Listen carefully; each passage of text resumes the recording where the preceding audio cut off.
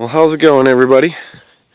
We're out here in the front yard, fenced-in chicken area, the front yard food forest, and this is just going to be a quick update on the plum trees mainly. And I've got a nice peach tree that's flowering right now.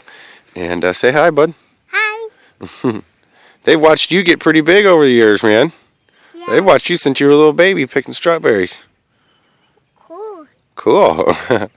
So here's one of the plum trees that I planted, one of the original ones, the first few months that we moved in here, and it looks really nice.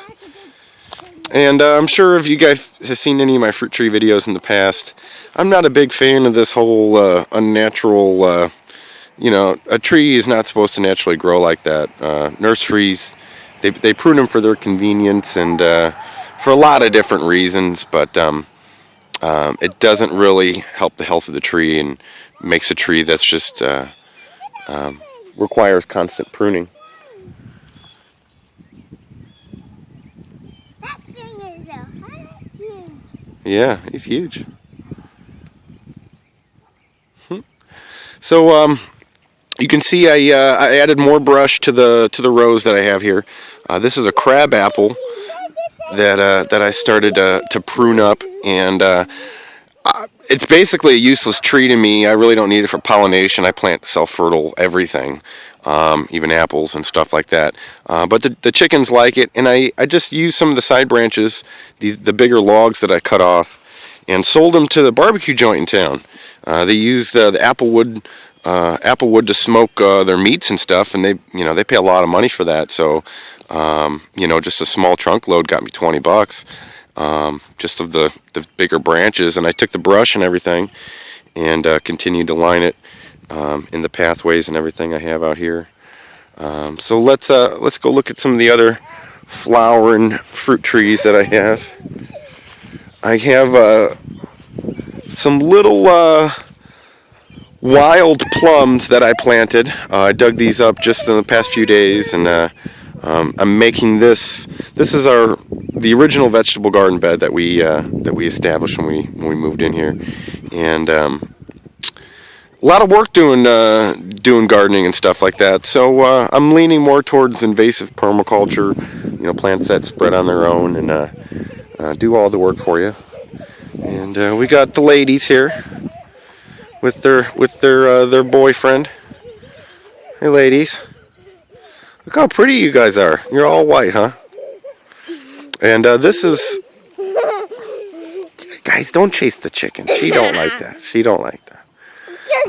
This is a huge 12-foot tall peach tree that I planted that's starting to flower. And this is how a tree is supposed to look. A central stem, like a stick, and branches that go in this direction. You cut that and you get this weird unnatural growth that a lot of people say stimulates fruit production and makes it easier to reach and stuff like that, but I'm not concerned about that. I just want a healthy tree, and this here was planted the same time that plum was I just showed you, and it is almost 3 times the size of it.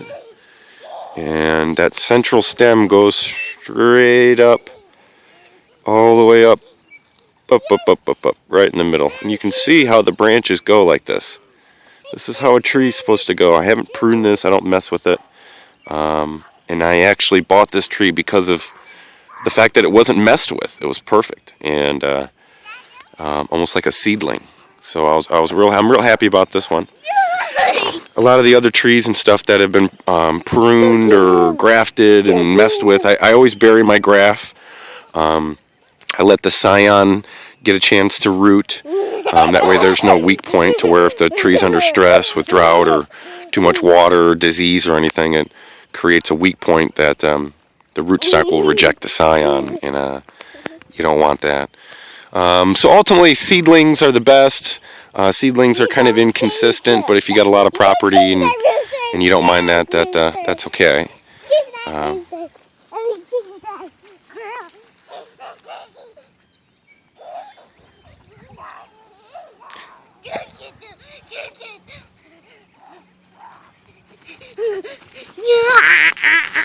Okay.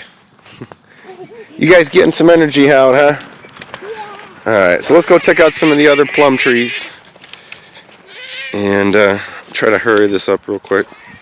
It's great with the yard fenced in, with the chickens. Kids can just run around, you don't have to worry about them. And this is another plum. And you can see the whole thing I was talking about. You know, it was cut. There was originally the main stem here, and then it split off, and it's been cut. The only thing that I did was take off lateral branches and stuff that were gonna sucker and just kind of suck the juice out. So here's a really nice one. This one over here is a little bit better,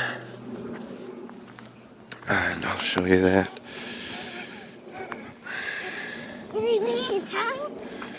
Was I too late? Too late. I don't know, go see how fast you can do it.